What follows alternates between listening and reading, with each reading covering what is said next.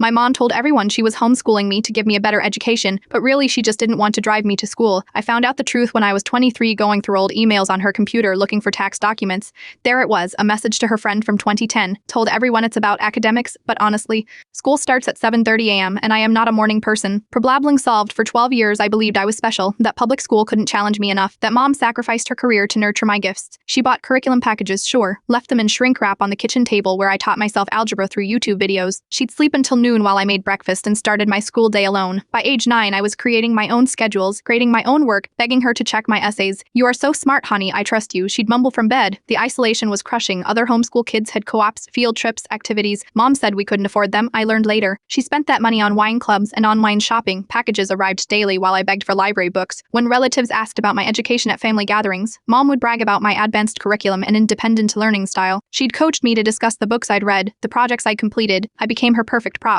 Evidence of her teaching success. I taught myself everything: Kenny's from library textbooks, history from documentaries, text from copying my favorite novels by hand because Mom said it would improve my style. She took credit for every achievement, posted my test scores on Facebook like she'd earned them herself. At 15, I forged her signature on community college applications. Repet her it was dual enrollment. She didn't question why I needed her car 3 days a week. Didn't attend my graduation, posted photos I took myself, captioning them "so proud of what EE accomplished." The worst part, I defended her for years. When teachers at college praised my self-discipline, I credited Mom's teaching methods. When I got into university, I thanked her for believing in alternative education. When I graduated magna cum laude, I dedicated my thesis to her. That email broke everything. Not just the lie, but the realization that my entire childhood was convenience dressed up as love. Every struggle, every lonely hour teaching myself calculus, every night crying because I had no friends. It was all because she couldn't be bothered to set an alarm. I confronted her last month. She laughed, actually laughed. "You turned out fine, didn't you? Besides, you hated mornings too as a kid. I did us both a favor." She still tells people she homeschooled me, posts articles about the benefits of alternative education, comments on my professional achievements with "I knew my teaching methods would pay off. I work in education now. I arrive at school by 6:45 a.m. every day. My students don't know why I sometimes tear up during morning announcements, or why I insist on checking every assignment, answering every question, being present for every moment. They don't know I am making up for 12 years of empty kitchen tables and unchecked homework for a little girl who taught herself everything while her mother slept in, claiming victory for battles she never fought." Last week, Mom asked if I'd homeschool her grandchildren someday. I told her I don't have kids. I didn't tell her that if I did, they'd be the first ones on the school bus every morning.